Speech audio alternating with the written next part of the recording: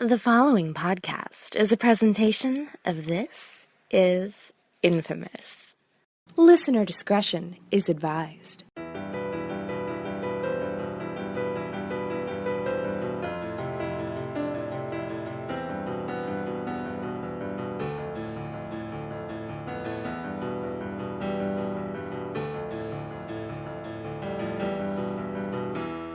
Welcome to Just the Worst Movie Review Podcast, episode number 27, to be perfectly precise. I'm your host, Billy Donnelly, who you can find at joblo.com. This is Infamous, and right here at Just the Worst Podcast. And as the show title dictates, we review movies. Every single week, what we do is we take the latest movies that are hitting your local theaters, and we discuss them, break them down with a new critic joining me every single week to bring you a fresh perspective, fresh point of view, new voice, and new opinions. So this week, as with every other week, we have found somebody new to join the mix.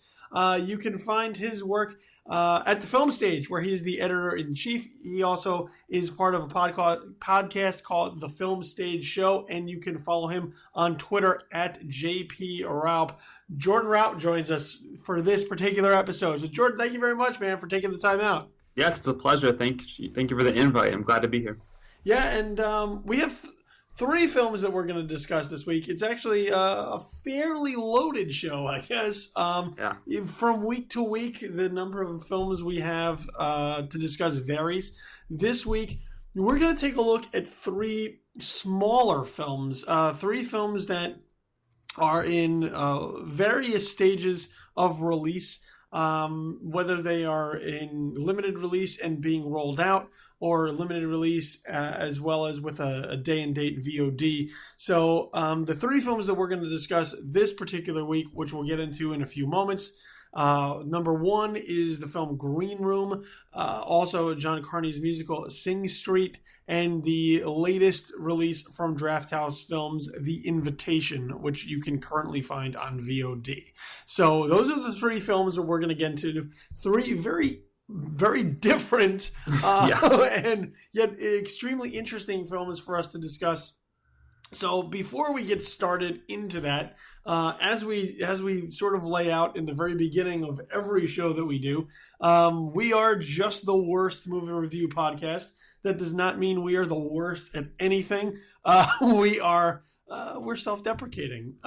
Everyone else wants to lay claim to being the most amazing, most greatest, fantastic podcast that ever did live. They can fight over that title all they want. We'll set the bar low by being just the worst, and then we'll surprise you with our wealth of knowledge. So there you go. So look, we don't pull any random stranger off the street. That's not the way it works. We pull people in who write about film, who know film, who have been at this for a pretty substantial amount of time. So, Jordan, just to let everyone know that you're not some random guy who was walking past my house that we pulled in, sort of lay out how long you've been at this, how you got started, how the Film Stage got started, I guess, as well, and just sort of your overall credentials, I guess. Sure, yeah.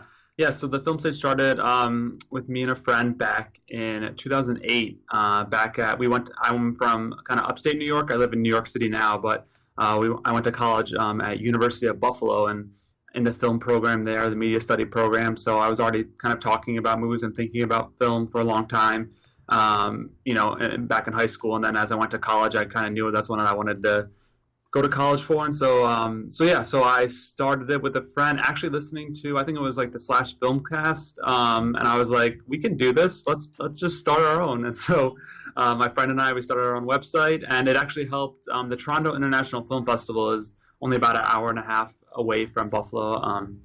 And so we started covering that. And the first year we went, we went to the premiere of Slumdog Millionaire and saw The Wrestler and that year. And it was kind of an incredible start to the just seeing all these movies and having access to kind of early reviews, so to speak, kind of helped kind of launch our site in a fresh direction. And so since then, we've kind of had a deep passion for covering film festivals. So the films we're even talking about today, they all got their launch at film festivals, some almost a year ago with Green Room at Cannes, And so, yeah, in the last 7 to 8 years now, we've covered Sundance 5 times, Toronto 5 times. We've covered Cannes almost every year, and recently covered Venice and Berlin Film Festival. So yeah, so I end up seeing, like you, I'm sure, hundreds and hundreds of films a year. I think almost 400 last year. And so yeah, I watch a lot of movies, love talking about the great ones at least, and it's fun to talk about the bad ones too, as you can probably attest to. So yeah, but with these 3 movies, spoiler alert, which I enjoyed each of them in different ways. It's fun to talk about. So yeah, so I just have a kind of a deep passion, more so for uncovering kind of the films and kind of championing the films that might not have the biggest marketing budgets, and kind of need that word of mouth. Anytime someone comes up to me and said, "Hey, I read your review or listen to your podcast, and you really showed me a movie I never would have seen in the first place, and I loved it, and now I want to go track down all this director's work or something like that." That's kind of really gives me a lot of more passion to do what I'm doing. So yeah, that's the basic gist.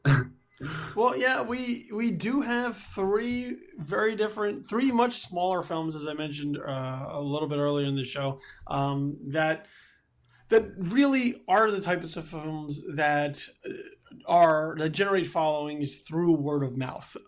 They are films that don't have giant budgets and aren't the kind of blockbusters that a studio's bottom line is built around. These are smaller films that are out there for you to sort of seek out, and sort of are a testament to the fact that just because a movie is not the biggest, most mainstream film out there, that doesn't mean that there isn't an audience to find it and appreciate it. So we'll get into all 3 of these films one at a time.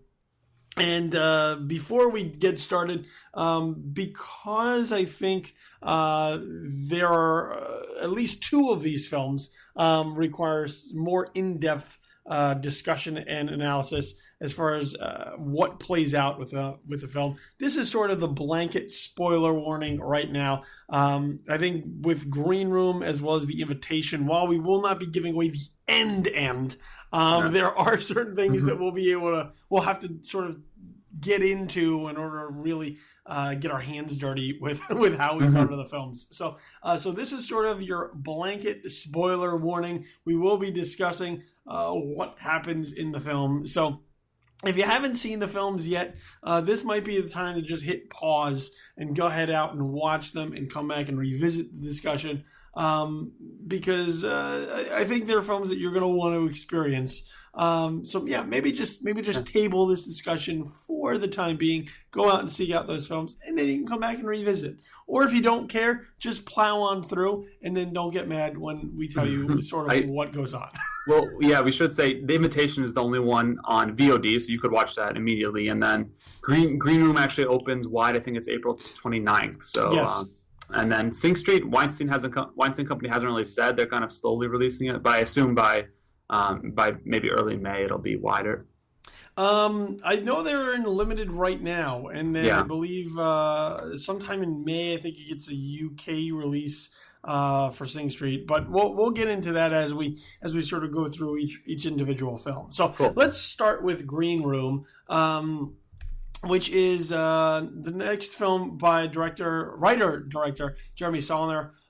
This one stars Anton Yelchin, Imogen Poots, and Patrick Stewart. And the basic synopsis of this film is a punk band finds themselves playing a show, a gig out in the middle of nowhere at sort of a neo-Nazi skinhead bar, club, camp, whatever you want to call it.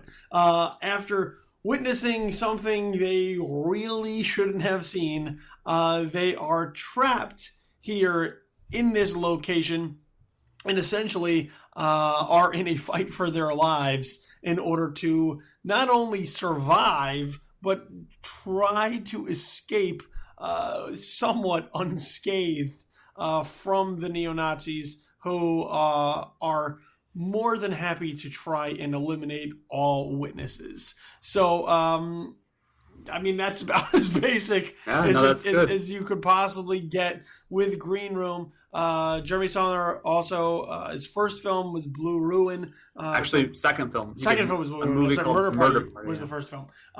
So this is his third film, and he's been sort of gaining steam as a filmmaker to watch with small, intense types of films about really unsavory characters. So Green Room, let's jump right into it. Jordan, how did this film play for you?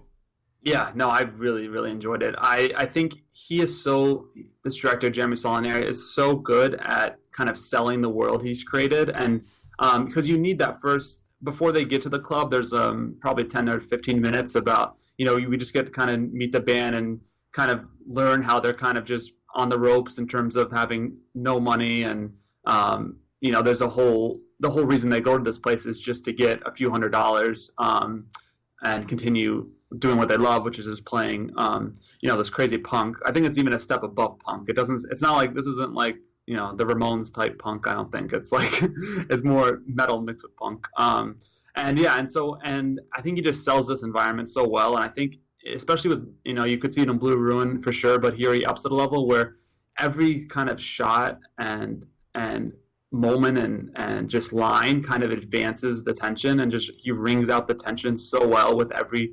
kind of card he sets down, so to speak. And he just is able to just ratchet up this tension so well that the violence in this movie, it's not like whatever the latest action flick is, where it's just mowing down guys. It's when something happens, you feel it through the sound design, through the effects, and it, I haven't squirmed in my seat, I think, in years, and this one definitely caused me to do so. So I think it's just a kind of a fantastic movie about this teamwork, so to speak, between this band, and as spoilers, people get picked off, you kind of feel for each one, and but there's also there's no compromises. The violence that comes, there's no redemption. There's it's final, and so I will say, I guess if I had to have some sort of qualm, I was kind of hoping the movie would add up to a little more than, I think it's a really good, almost just action exercise and intensity. I will say the ending it ended more of on a whimper than I thought it would. But I couldn't see another ending, so I guess that's also a positive of the film. He ended it how I thought it. It's very concise. But yeah, no, I really enjoyed it. Would recommend it to anyone looking for kind of an intense experience, as long as they know what they're getting into. Yeah, the way his films operate is, I dug Murder Party. I was really into Blue Ruin. And the thing with Green Room being his third film is that he's having greater access to better talent. Not to undermine or undercut what he was able to accomplish with Blue Ruin, but as he is establishing himself as a filmmaker to work with, he is now having access to actors and actresses that he previously wouldn't have, being sort of an unknown filmmaker. And as a result, it sort of elevates the quality of the film in a number of ways, because, look, you can get Patrick Stewart attached to your movie. That's a big deal. And especially when you can have Patrick Stewart come out and play a neo-Nazi, that's a big deal. So the way that his films operate is they're very simple. Green Room is very simple. And what sort of struck me as I was watching it is, this isn't a character-driven movie, really.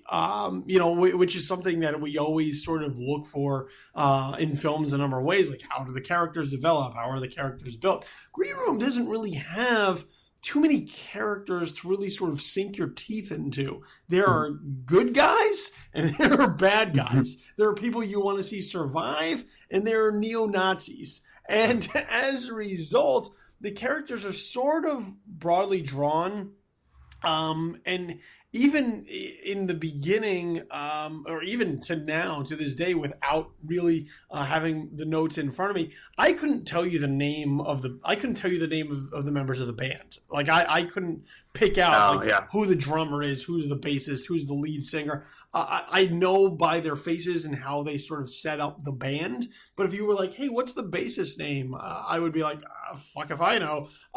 Because the film doesn't really operate in that level. However, what it does is it really just takes you to a simple place of these are people who are in way over their head in an unfortunate situation. And the only alternative to rooting for them to survive is to root for them to die. And that means taking up sides with the neo-Nazis, which, unless you're a neo-Nazi, makes that a side that you don't really want to root for. So the way that the film is laid out is, once again, very simple. It's live or die, good versus bad. And what he manages to do in sort of setting up this very tight location is exposing it as he goes, little by little, to give you a feel of the overall landscape, the overall structure of the place, so that he can play with what you're able to see, what you're able to not see, to create those tensions from scene to scene, to let you know that, what you may be seeing in one particular scene may open up a little bit in the next scene, or there may be some hidden sight lines that you haven't had a chance to glance at that may add something to a particular scene. So I think in that respect, Green Room is fantastic in ratcheting up that tension, making you feel uneasy because A, you don't know what's going to come next, and B, the other part that he's able to establish throughout the film is really all bets are off. You don't know who's going to make it out of this okay or not okay. And he's really good at sweeping the rug out from under you by picking somebody off that you may not have expected at that point in time, to really let you know that the shit got real in this movie and you need to be on edge at all times. Yeah.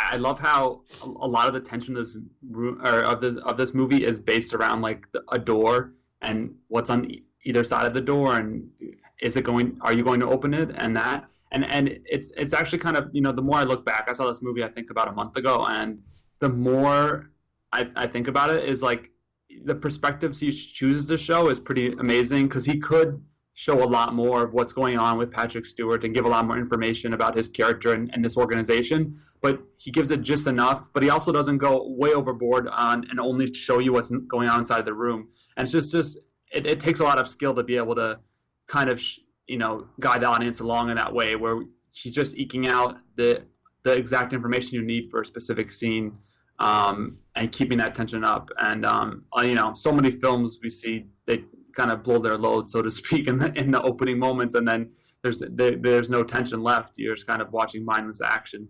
And in this movie, he just does such a fantastic job of, like I said before, just each scene just has something going for it in terms of who's going to survive this specific scenario, or is this guy going to come across the door and do this? Is he going to take out a weapon and do this specific thing, without getting spoilery. But yeah, so yeah, I think we're both in pretty much agreement.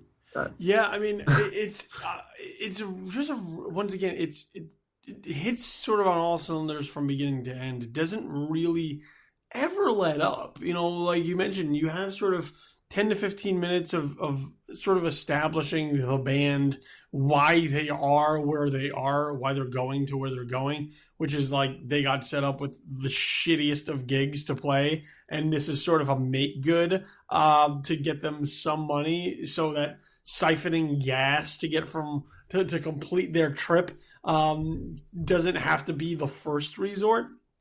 And it's sort of, the way that Sondler is able to set up the neo-Nazi club, I think is also brilliant, because of the fact that you're able to understand that this is not going to be an easy chore for them to get out of here. There is basically one door that they must go through that funnels out into whatever may be lying await for them on the outside, whatever dangers are out there, whether they're machetes or guns or dogs or box cutters or whatever. There is nothing good that awaits them. And as you mentioned, sort of on the other side of that door, just sort of continuing to show the door, continuing to show the latch, sort of focusing in on those and letting you understand that this is really the only option, giving them no real escape. This isn't let's MacGyver our way out of here. There's one way out. And that's it. So there are no windows. There are no, air ducts that they can get through. And he takes really, he's very careful about making sure that it doesn't get too outlandish either. When there is an air duct, it's too small. And they make it a point to point out to you that there's no way anybody could fit there.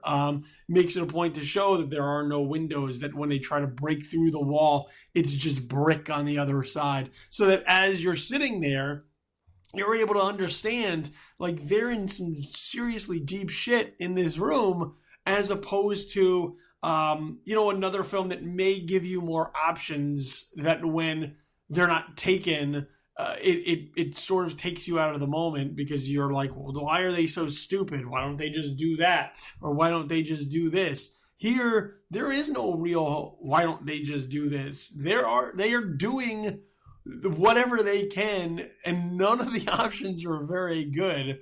And for that, I think the way that the film progresses is just set up really well in order to let you know that it's all bad. It's all bad from here on out. Yeah, I agree. So, yeah, I mean, look, I think with Green Room, we can both agree that this is a pretty solid film, incredibly intense, very graphic. So if squeamishness with violence, that's typically your reaction to it. You may be a little bit more uneasy than some, because this does not pull any punches, literally, in the way that the violence is sort of depicted. But look, a punk band versus neo-Nazis, it's a pretty good equation that I always think could make for a good movie, that if it's made well. And I think yes, I want to hear from a neo-Nazi now on there if they view this movie as like a tragedy or something. Yeah, I'm not taking their side in this one. Exactly. So I think from both of us, we could say that Green Room is a very solid watch. So this is one that you might want to check out, and with that, you may want to go back and check out Jeremy Sarnell's other films, between Murder Party as well as Blue Ruin, and it'll sort of give you a pretty good idea that this is a guy that you want to continue to watch. As we'll see if he continues to make films sort of in this design moving forward, or he has bigger ideas that he now would be able to capitalize on with the success of those pictures. So Green Room, pretty solid watch from both of us. Next one we're going to talk about is Sing Street. This is the third musical of sorts from writer-director John Carney. This one goes back to the mid-'80s Ireland, with sort of a teenager who is suffering through a dysfunctional family, forced to switch schools as a result of his family's financial problems, and finds himself sort of an outsider. And his solution to that is to put together a band, mostly as finding a way of belonging, but also to impress a girl that everybody seems to think is pretty cool, and he's the one who finds a creative way to sort of find his in. As a result, with Sing Street, you sort of have this collection of losers and outsiders who come together to form a band and are able to sort of find empowerment through the music and expressing themselves. And with our lead, he is able to sort of create a way forward for him to maybe get out of this small town that everyone seems to be trapped in. Lucy Boynton, Maria Doyle Kennedy, Aidan Gillen, Jack Rayner, Kelly Thornton, and Ferdia Walsh-peelo make up the cast. And once again, John Carney write and direct this one. So Sing Street, how did this one do for you, Jordan? Yeah, so I loved Once, of course. And then he made a small movie that no one really saw called Zonad, but then he made after that he made Begin Again, which people seem to like, but I kind of hated. I don't know. Did you see Begin Again? Yeah, I thought Begin Again was just okay. It felt like he was doing a lot of the same things he had done with Once on a number of levels. And look, I love Once. Falling Slowly is my wedding song. So there you go. So I'm a big fan of Once. But I'm with you on Beginning. I didn't hate it. No. I thought it was okay. Yeah, it felt for me. It just felt everything felt kind of fake about it, and just I didn't really buy into these characters or anything. And thankfully, though, Sing Street, though, I think is with Begin Again. I think he was trying to create something super crowd pleasing, and it kind of came out fake. Where I think Sing Street feels very authentic, and the way it tries to kind of play up to the crowd in different ways, and it takes the form of kind of a coming of age movie we've seen before.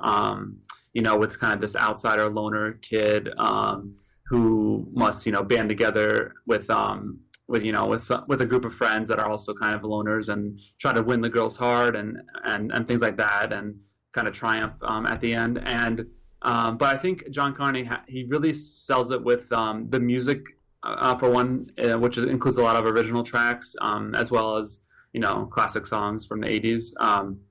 And I think he really sells kind of the infectious quality of this music, and as well as the shifting styles. If you've seen the trailer, you can see how depending on what band they're into at the time, this whole group dresses differently, and that's a really funny gag that works well. And I think Jack Rayner, who he was in What Richard Did, which not a lot of people saw, but then he was in Transformers and some other things. But I think he plays the main kid's brother, and I think he really sells it. He's kind of he's somewhat comedic, but he's more kind of the dramatic side in terms of seeing what could happen down the line for our main character. And I think he really does a good job at kind of instilling kind of the drive for our main character to forge ahead, and he does a really great job. So yeah, I was a fan of Sing Street. I don't think it's kind of changes the game in terms of this kind of movie, but it will make you smile pretty much the whole time. And yeah, I was a fan. I don't think there's a whole lot to talk about with it, but I do think it's a kind of, if Green Room seems too brutal for you, this is kind of the perfect crowd, the crowd pleaser. There's no arms getting blown off or anything. So yeah, I mean, look, I like John Carney as a director who makes these types of films.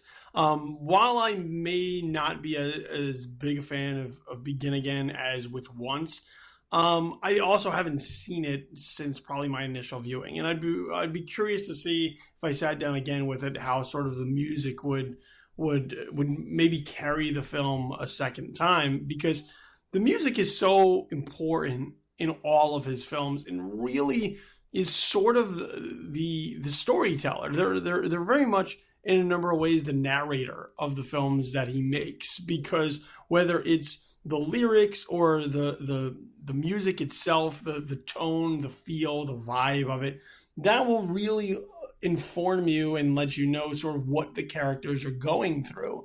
And it's a real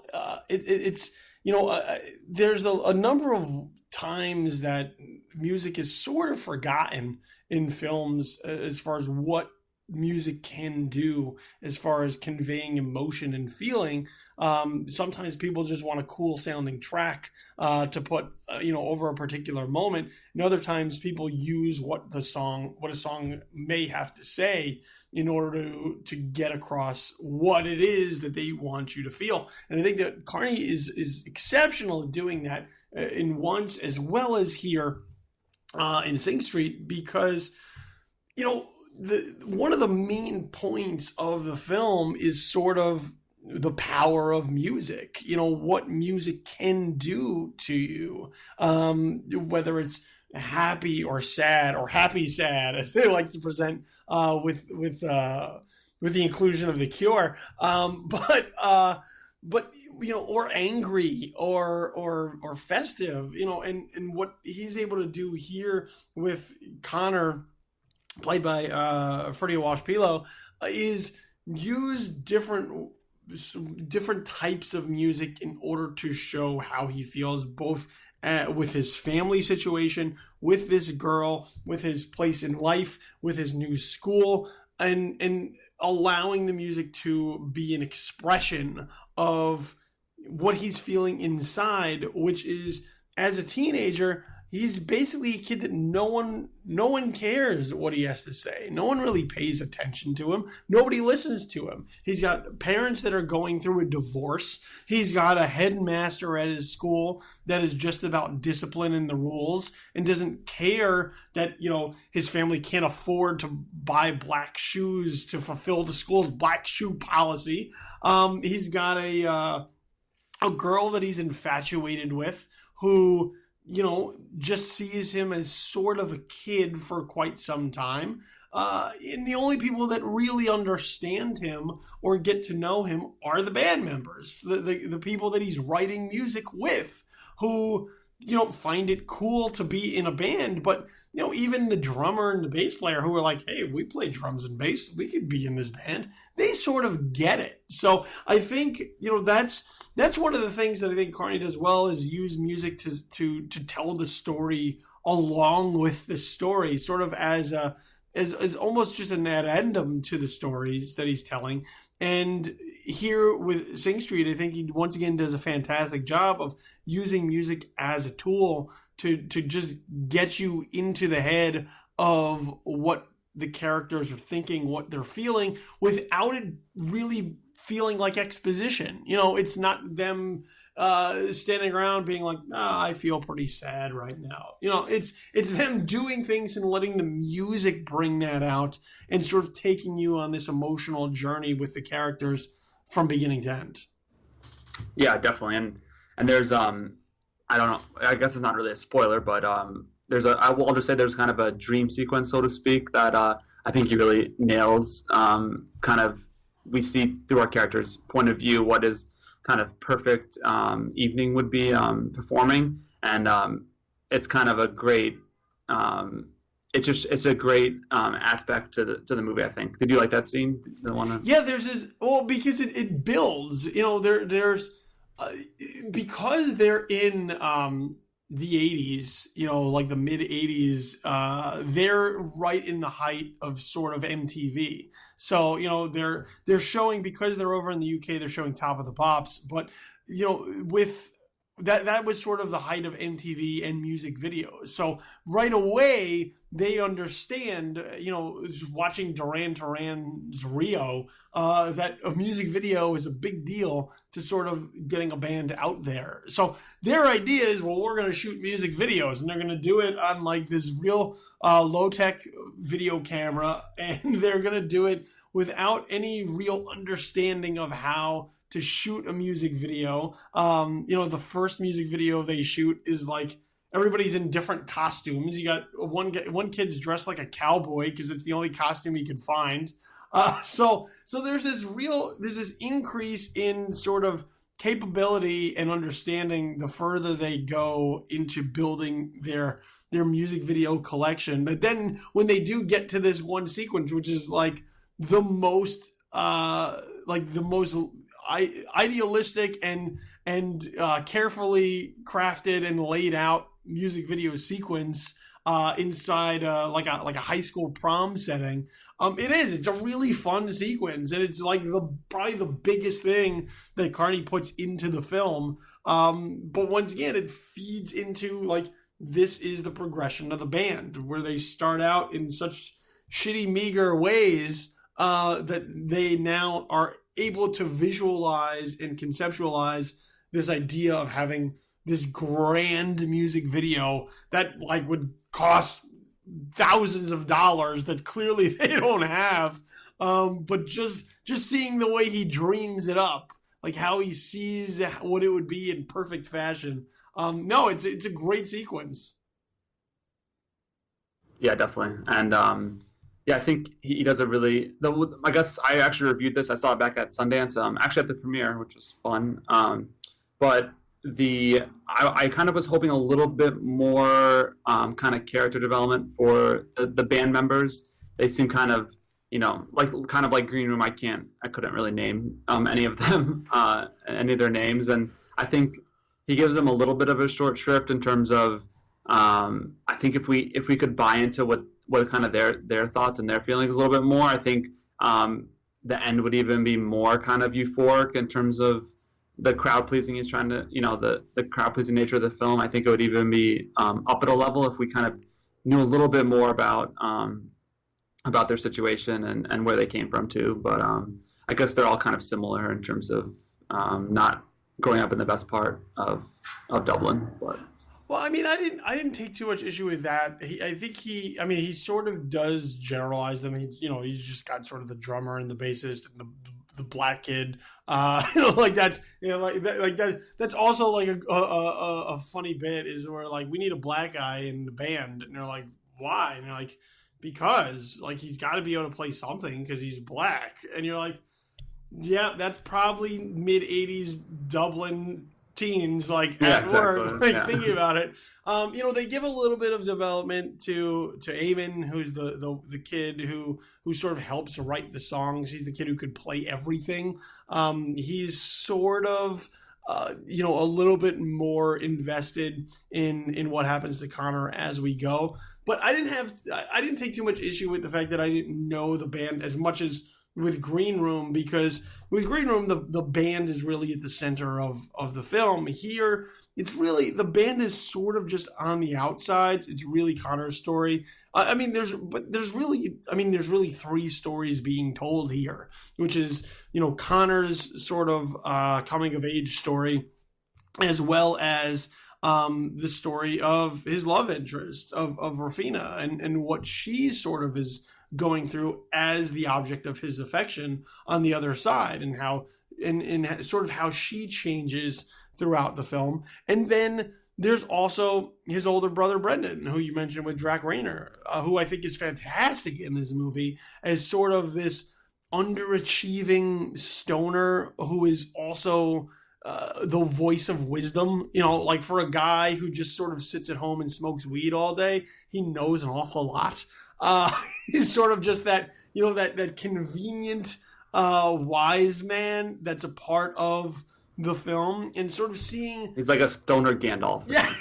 With his hair. He is, because he just sort of sits around and he's just like, oh, you need music? It's time for homework. And he goes and he starts pulling out albums for them to listen to in order for them to sort of find out who they are as a band, while also navigating his own shit, which is, I used to be something, and I'm sort of wasting away in this apartment, in this flat, giving advice to my younger brother. Like, I should be doing more with my life. So I think those three paths are really interesting. I don't think we've talked enough about Rafina, who I think Lucy Boynton is just this really interesting actress in this film, because she is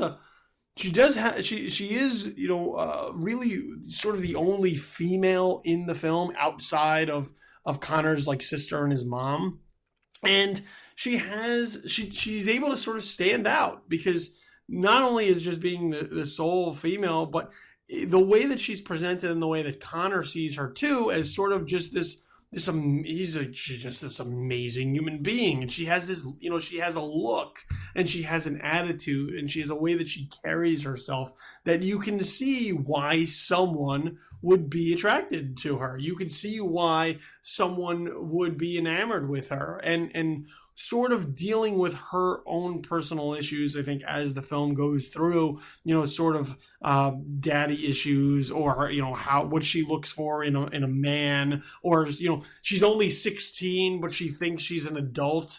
She thinks she's going to sort of take on the world right now as a grown-up, and sort of navigating how she factors into Connor's development. I thought that was another interesting thread in the film, and for me, it was really those three stories that ran parallel and also intersected at points, that brought Sing Street together for me. Is that I never found myself uninterested in what was happening with any of those three main characters. Yeah, no, I can definitely see that. I guess the moral of the story is, if you want to see a movie about a band, or a double feature about a band, then you have these two this weekend. Yeah, if you want a double feature, Green Room and Sing Street, good luck with that. Because it's gonna take you on a pretty interesting ride, with two incredibly different pictures. But look, I really like Sing Street. I liked it a great deal, and I'm a sucker for sort of the underdog dreamer type of movies. There's just something about those characters that connect with me. And here, Connor is that guy. He's got ideas, he's got plans, and while the world may not always want to go along with it, he is willing to continue moving on, with his head down, taking whatever beating may come with it, in order to achieve what he wants to achieve. And I can always root for that, as long as the film earns it. And I think Sing Street sort of does do that. So I can highly recommend Sing Street. I'll watch John Carney musicals all day for the rest of my life, if that's what it comes to. Maybe not Begin Again, although I might go back and give it another watch.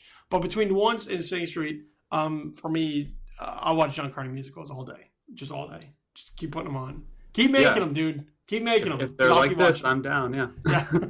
All right, so the last film that we're going to talk about is The Invitation, which is Karen Kusama's thriller of sorts, about a dinner party. I mean, that's about as basic as I can possibly lay that one out. Logan Marshall Green stars as the central figure of this dinner party, that is sort of a reunion of sorts, from old friends, as well as his ex-wife is involved in it. This is the first time everyone has sort of been together in 2 years, and the way that the film is set up is that you're really suspect about what the purpose of this dinner party is, what the motivations of the hosts are as it stands,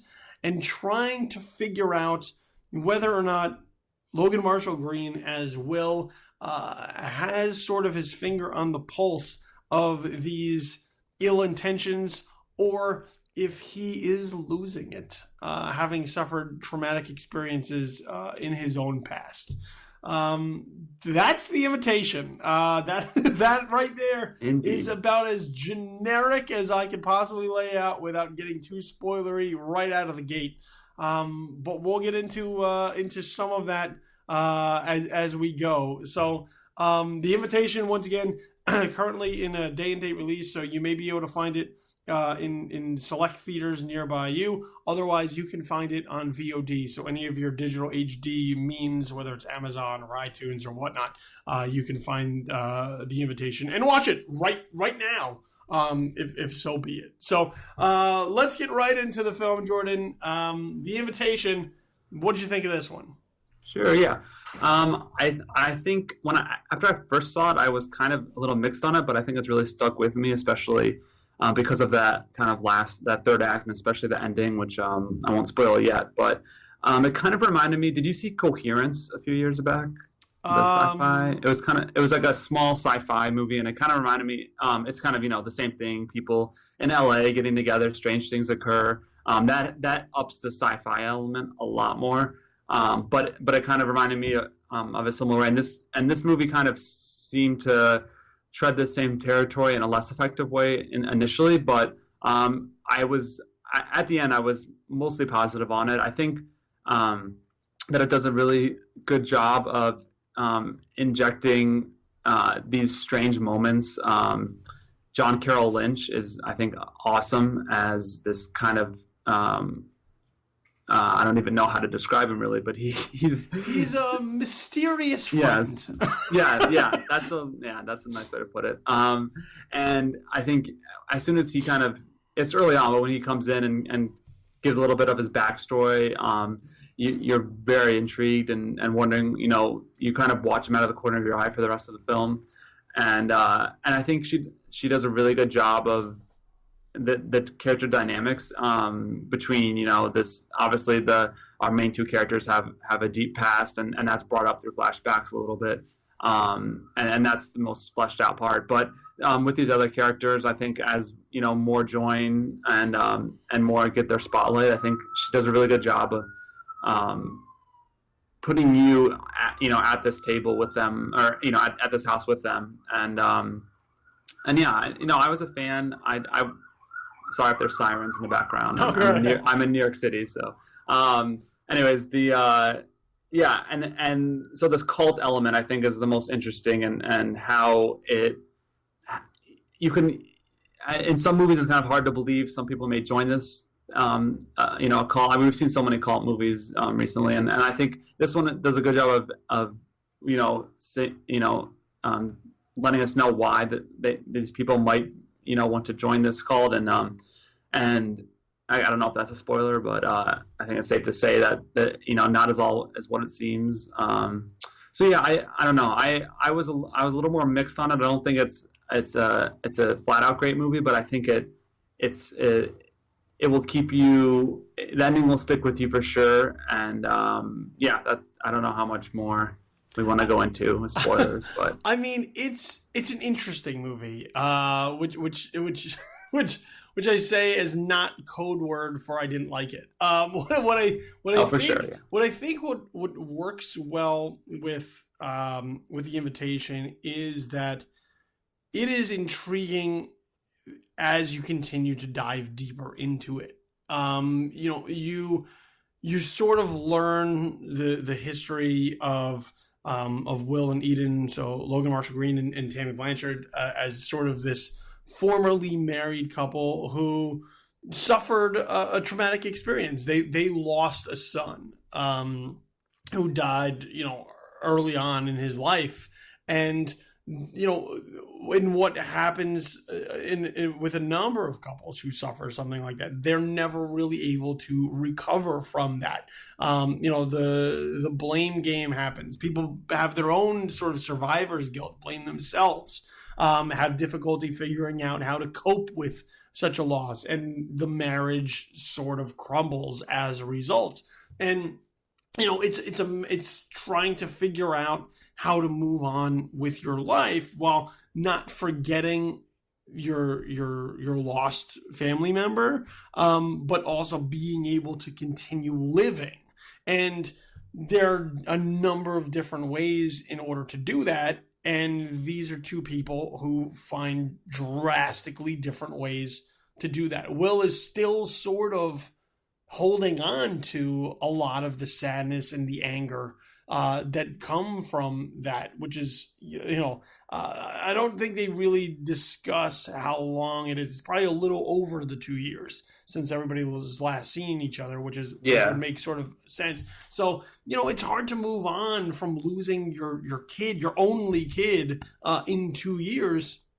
So he's still holding on to that, whereas his ex-wife has sort of found a means that works for her. And, you bring up sort of this cult atmosphere. It's a group in a number of ways that has cult-like tendencies.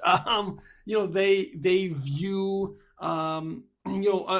healing in a different way than we conventionally would. And here at this dinner party, they are not necessarily trying to recruit, although there are undertones of them really pushing their message. But they're trying to allow the friends, the people that they love dearly, the people that they hold closest to their heart, an opportunity to understand where it is that they are in life. So I think as the film sort of moves through those elements and sort of gives you those moments of discovery, that I think is where The Invitation is at its most intriguing. What I had the biggest problem with in The Invitation is the pacing. I think the pacing in the film is all off because the film is so slow in its build, which I don't have a problem with as long as you give me a reason to pay it off. And the film, which only runs about 100 minutes, for about an hour and 25 of that, it's incredibly slow building.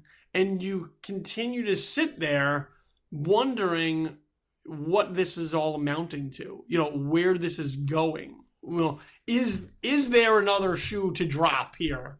And then when it sort of does in the third act, it just goes batshit crazy for like 15 to 20 minutes. So for me, the pacing was a little bit off because I feel like there's a lot in order to continue to build that slow pace.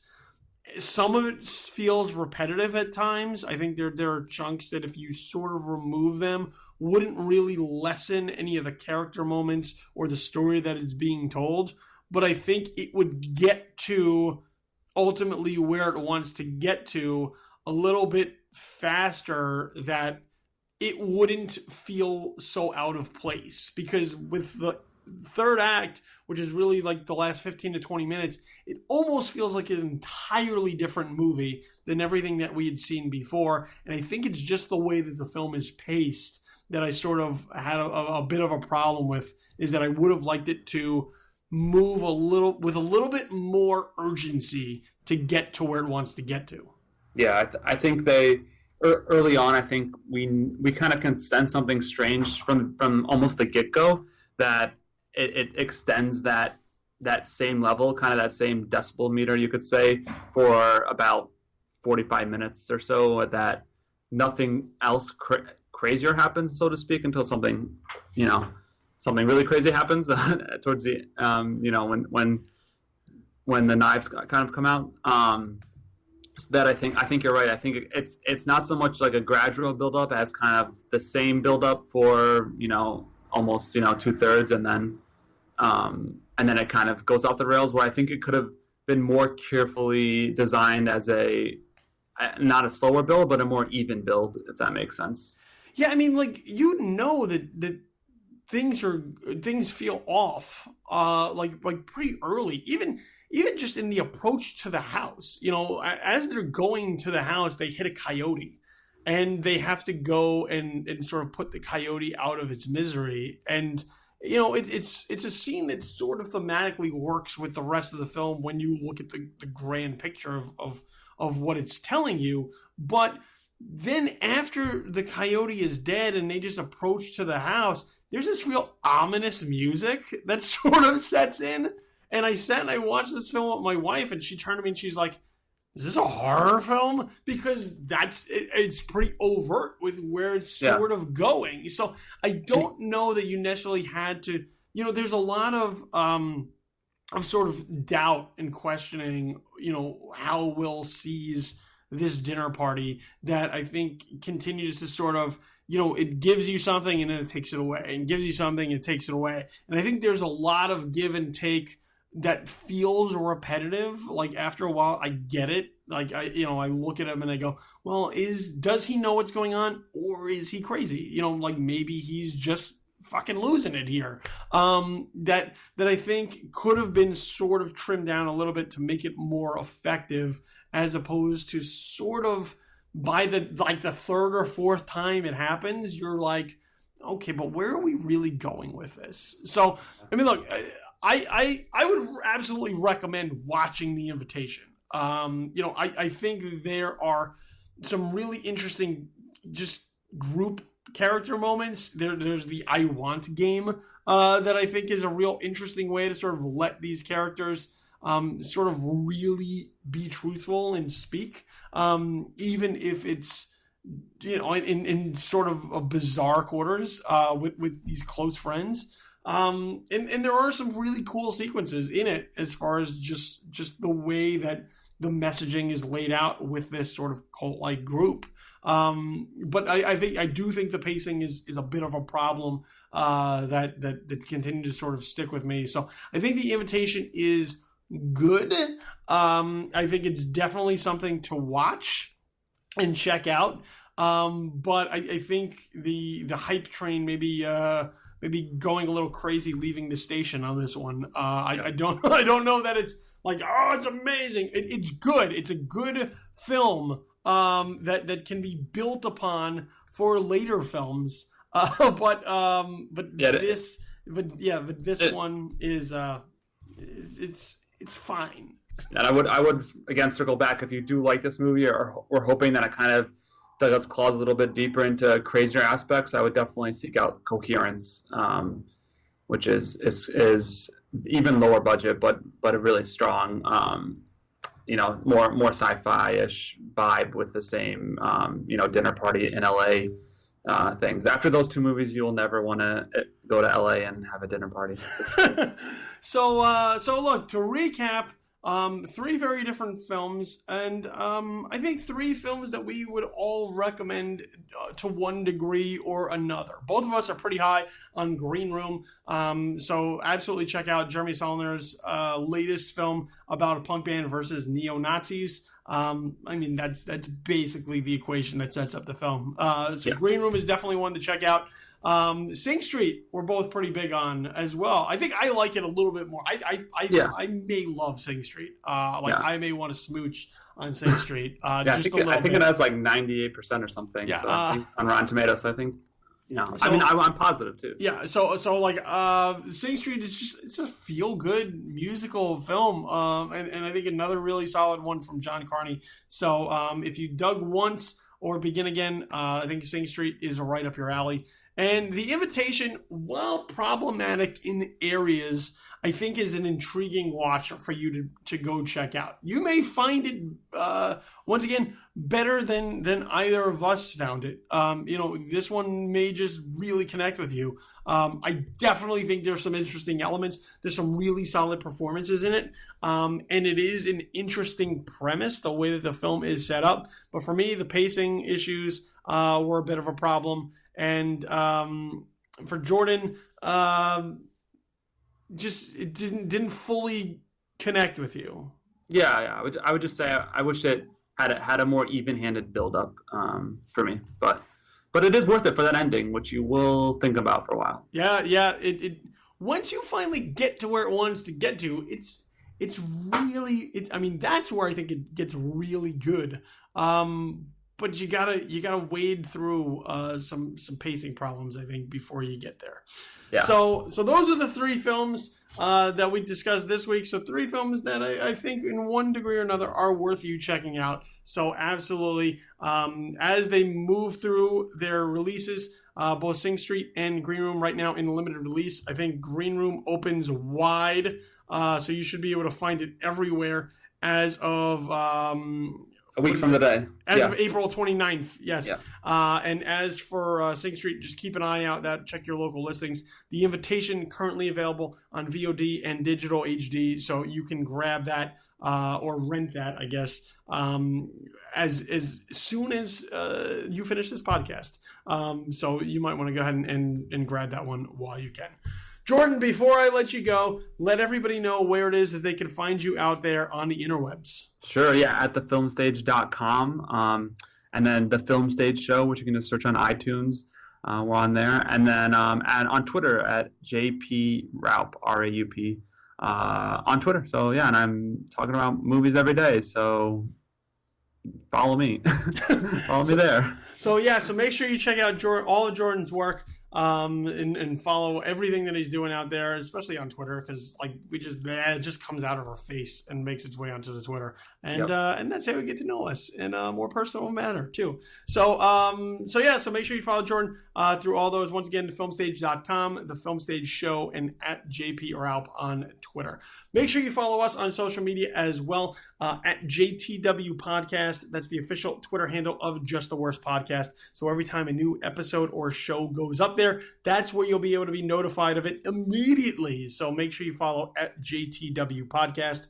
At Tis Infamous, that's the official Twitter handle of our mothership. This is Infamous, which is currently in the retooling and rebuilding stages. So as we continue to make progress through that, that's where you'll get your updates at Tis Infamous, TIS Infamous on Twitter. So make sure you follow there. And you can follow me on Twitter at Infamous Kid, KIDD, for all of my random ramblings and musings. Basically, whatever pours out of my head, it goes onto Twitter. So if you just want my stream of consciousness, well, Twitter, that's the way to go, at Infamous Kid.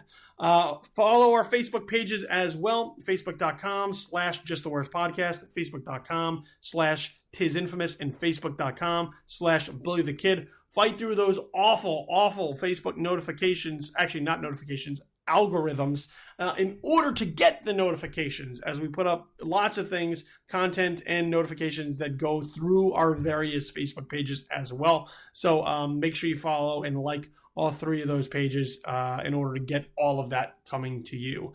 What else can I tell you? Oh, where to find the podcast. SoundCloud.com. Make sure you hit up SoundCloud.com/JustTheWorstPodcast for every single episode and every single show.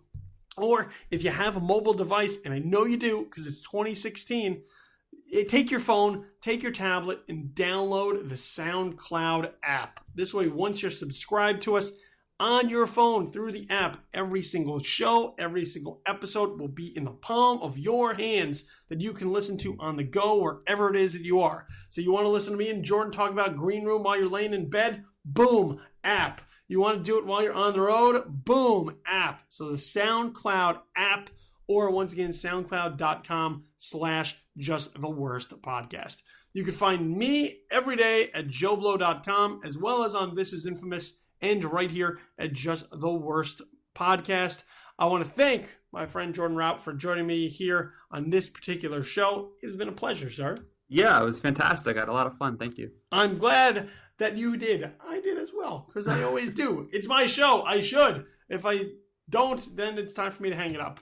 But look, this has been Just the Worst Movie Review Podcast, episode number 27. I have been your host, Billy Donnelly.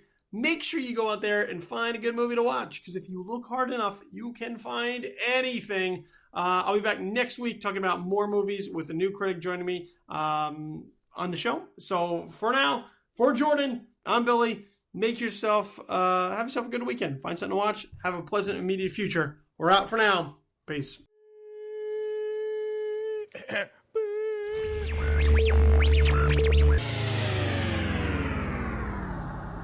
Just the Worst Movie Review Podcast, episode number 27, has been a presentation of Just the Worst Podcast Media.